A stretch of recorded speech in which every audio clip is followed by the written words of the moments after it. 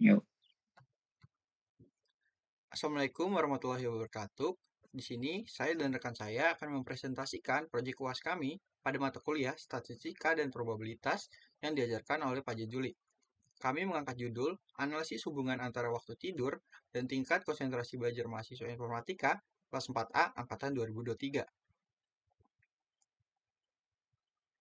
Untuk anggota kelompoknya, di sini ada saya sendiri, yaitu Kevin Victor Salmo Pohan, dengan NPM 23106311700025. Dan ada rekan saya. Saya Abdul Burhanuddin dengan NPM 231063117001. Nah, untuk latar belakangnya, kami memilih topik ini karena mahasiswa informatika sering menghadapi tuntutan akademik yang tinggi, yang berpotensi menyebabkan gangguan pada pola tidur. Pola tidur yang tidak teratur dapat mengaruhi konsentrasi belajar secara signifikan. Kondisi ini penting untuk diteliti lebih lanjut guna mengetahui apakah terdapat hubungan antara durasi tidur dan tingkat konsentrasi mahasiswa. Khususnya pada mahasiswa kelas saya sendiri, yaitu kelas 4A angkatan 2023 di Universitas Singapura Bangsa Kerawang. Nah, kemudian tujuan penelitian kami yaitu menganalisis hubungan antar durasi waktu tidur dengan tingkat konsentrasi belajar mahasiswa informatika kelas 4A angkatan 2023 dengan membandingkan tingkat konsentrasi belajar mahasiswa berdasarkan kategori durasi tidur dengan kategori kurang, cukup, dan lebih. Nah, di sini kami mengidentifikasi masalahnya dengan apakah durasi tidur memiliki hubungan yang signifikan terhadap tingkat konsentrasi belajar mahasiswa dan apakah terdapat perbedaan tingkat konsentrasi belajar mahasiswa berdasarkan kategori durasi tidur seperti dan kurang, cukup, dan lebih. Nah, untuk Nah, metode penelitiannya, yang pertama ada pendekatan sampling. Kami menggunakan teknik saturated sampling dengan memilih 24 dari 26 mahasiswa secara sengaja dengan tidak menyertakan dua peneliti dan selanjutnya melakukan klasifikasi strata durasi tidur yang dikategorikan sebagai kurang, di mana jika durasi tidur kurang dari 6 jam, cukup jika durasi tidur 6-8 jam, dan lebih jika durasi tidur 8 jam, lebih dari 8 jam. Instrumen pengumpulan data yang kami gunakan adalah kuesioner online untuk mengumpulkan data terkait hubungan antara waktu tidur dan tingkat konsentrasi belajar mahasiswa. Kami menggunakan Google Form dengan link yang tertera. Selanjutnya, analisis data. Yang pertama, kami melakukan uji normalitas untuk menentukan apakah data memenuhi asumsi parametrik. Karena data yang kami punya kurang dari 50, kami menggunakan uji normalitas Shapiro-Wilk, di mana nanti jika datanya berdistribusi normal, akan menggunakan uji korelasi Pearson, dan jika datanya tidak berdistribusi normal, akan menggunakan uji korelasi Spearman. Karena data yang kami gunakan tidak berdistribusi normal, kami menggunakan uji korelasi Spearman untuk mengetahui hubungan antara durasi tidur dan tingkat konsentrasi belajar mahasiswa. Lanjut, untuk uji perbedaan, karena di sini terdapat 3 kategori dan datanya tidak berdistribusi normal, kami menggunakan uji perbedaan Kruskal-Wallis untuk mengetahui perbedaan tingkat konsentrasi antara kategori durasi tidur, itu kurang, cukup, dan lebih.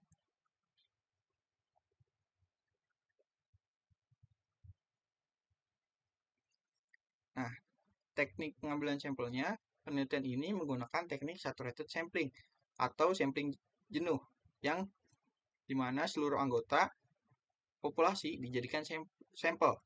Nah, kami memilih teknik ini karena jumlah populasi mahasiswa informatika kelas 4A angkatan 2023 ini tergolong kecil, yaitu hanya 26 orang. Dengan ukuran populasi yang terbatas, seluruh anggota dapat dilibatkan tanpa kendala waktu dan biaya, serta dapat meningkatkan representativitas dan mengurangi kesalahan pengambilan sampel. Namun, kami mengecualikan dua mahasiswa yang berperan sebagai peneliti, yaitu saya dan rekan saya dari sampel, untuk menjaga objektivitas dan mencegah bias dalam proses pengumpulan serta analisis data.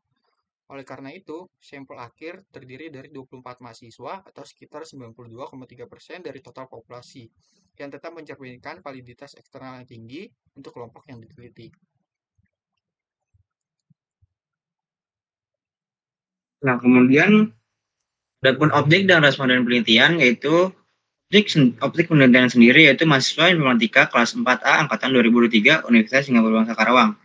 Dengan responden penelitian, 24 mahasiswa yang dipilih berdasarkan saturated sampling dari total populasi 26 mahasiswa. Adapun untuk melakukan uji korelasi, kami memiliki dua variabel, yaitu variabel X sebagai durasi waktu tidur mahasiswa dalam jam, dan variabel Y sebagai total skor tingkat konsentrasi belajar mahasiswa dengan skala Likert 0 sampai 50. Dan untuk hipotesis uji korelasinya yaitu ada H0 sebagai tidak terdapat hubungan signifikan antara durasi waktu tidur dengan total skor tingkat konsentrasi belajar mahasiswa, dan H1-nya terdapat hubungan signifikan antara durasi waktu tidur dengan total skor tingkat konsentrasi belajar mahasiswa.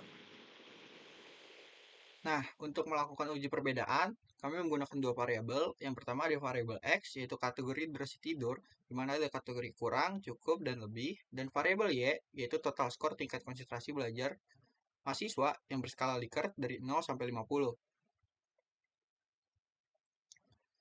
Kami juga menggunakan hipotesis H0, yaitu tidak terdapat perbedaan signifikan pada total skor tingkat konsentrasi belajar mahasiswa berdasarkan kategori durasi tidur.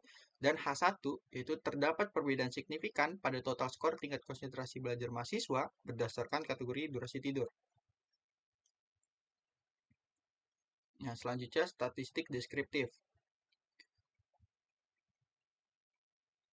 Yang pertama, melakukan klasifikasi strata pada data durasi tidur yang dikategorikan dalam 3 kategori. Berdasarkan hasil survei mengenai durasi tidur, terdapat sebanyak 70,83% dari 24 responden atau sekitar 17 orang memiliki durasi tidur yang dikategorikan cukup atau memiliki durasi tidur 6 sampai 8 jam. Dan 25% responden atau 6 orang yang berada dalam kategori kurang atau kurang dari 6 jam, dan hanya ada 4% atau 1 orang yang termasuk dalam kategori lebih atau lebih dari 8 jam.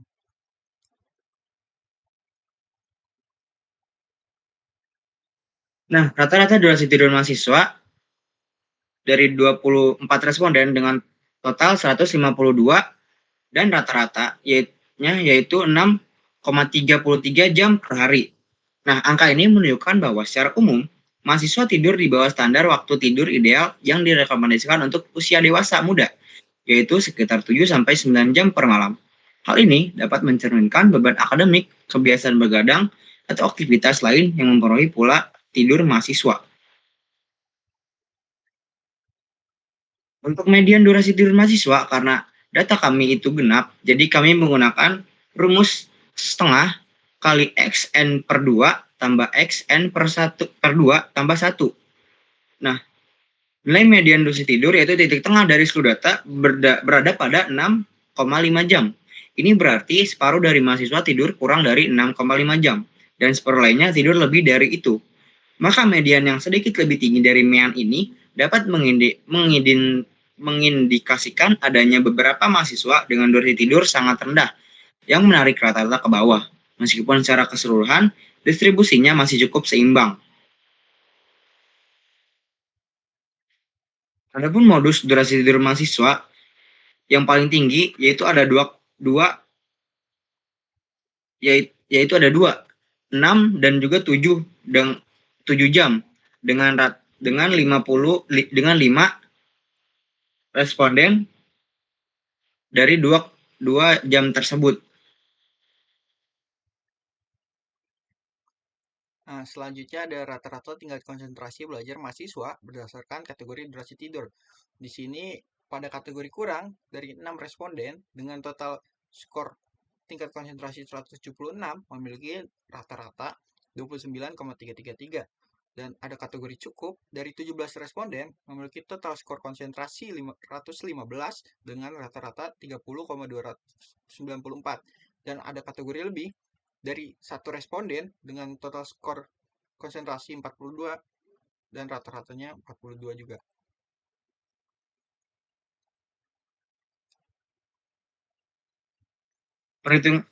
Selanjutnya ada perhitungan uji hasil penelitian. Nah, di sini kami melakukan uji normalitas menggunakan metode Shapiro-Wilk yang digunakan untuk mengetahui apakah data berdistribusi normal atau tidak. Nah, di sini ditetapkan tingkat signifikasinya yaitu A sama dengan 5%, yang artinya 0,05. Nah, jika nilai signifikannya lebih dari 0,05, maka data dianggap berdistribusi normal. Jika nilai signifikannya kurang dari 0,05, maka data dianggap tidak berdistribusi normal. Nah, berdasarkan output tabel Spiral Week, variabel durasi tidur yaitu memiliki nilai statistik 0,903 dengan derajat bebas 24 dan nilai signifikasinya 0,025. Nah, karena nilai signifikasinya 0,025 yang artinya kurang dari 0,05, maka data durasi tidur mahasiswa tidak berdistribusi normal.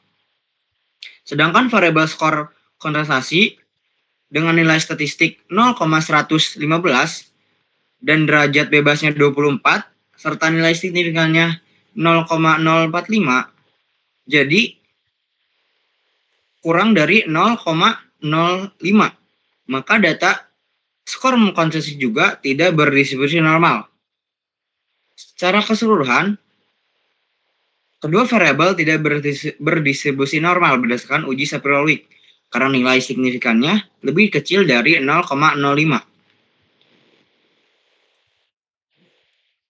Nah, selanjutnya melakukan uji korelasi. Karena data tidak berdistribusi normal, kami menggunakan uji korelasi Spearman dengan A 5% dan jika p-value atau nilai signifikasinya kurang dari 0,05, maka tolak H0, dan jika p-value atau nilai signifikasinya lebih dari 0,05, maka gagal menolak H0.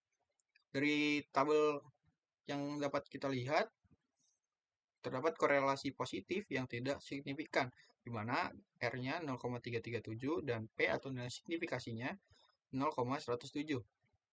Nah, artinya semakin lama durasi tidur cenderung diikuti dengan peningkatan skor konsentrasi, namun hubungan ini tidak signifikan secara statistik. Nah, hasil uji ini dapat disimpulkan gagal menolak H0 karena nilai signifikannya kurang lebih besar dari 0,05, yaitu 0,107. Yang artinya tidak terdapat hubungan signifikan antara durasi waktu tidur dengan total skor tingkat konsentrasi belajar mahasiswa, yaitu terdapat korelasi positif lemah dan tidak signifikan.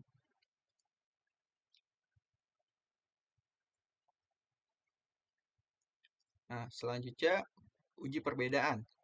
Karena data yang kami gunakan tidak berdistribusi normal dan memiliki lebih dari 2 kategori, yaitu 3 kategori, kami menggunakan uji Kruskal-Wallis dengan A 5% dan jika nilai signifikasinya kurang dari 0,05, maka tolak H0, dan jika nilai signifikasinya lebih dari 0,05, maka gagal menolak H0. Kami merepresentasikan kategori durasi tidur dengan angka 1, 2, dan 3, di mana 1 memiliki kategori durasi tidur kurang, 2 mewakili kategori durasi tidur cukup, dan 3 mewakili kategori durasi tidur lebih. Dari tabel tes statistik, hasil uji Kruskal-Wallis menunjukkan bahwa tidak terdapat perbedaan yang signifikan pada skor konsentrasi berdasarkan kategori durasi tidur. Nilai statistik Kruskal-Wallis yaitu 3,161 dengan derajat bebas 2 dan nilai signifikasinya 0,206. Nah, nilai signifikasinya ini lebih besar dari 0,5, maka gagal menolak H0, yang berarti tidak terdapat perbedaan signifikan pada total skor tingkat konsentrasi belajar mahasiswa berdasarkan kategori durasi tidur. Kita juga bisa melihat dari tabel ranks, berdasarkan hasil mean rank-nya, kategori 3 atau kategori lebih memiliki peringkat rata-rata tertinggi dengan rata-rata 24. Lalu disusul oleh kategori 2 atau kategori cukup yang memiliki rata-rata 12,53. Dan yang terendah adalah kategori 1 atau kategori kurang dengan rata-rata 10,5. Meskipun demikian, karena perbedaan ini tidak signifikan secara statistik, tidak dapat disimpulkan bahwa tingkat konsentrasi berbeda secara bermakna antara kelompok kategori durasi tidur.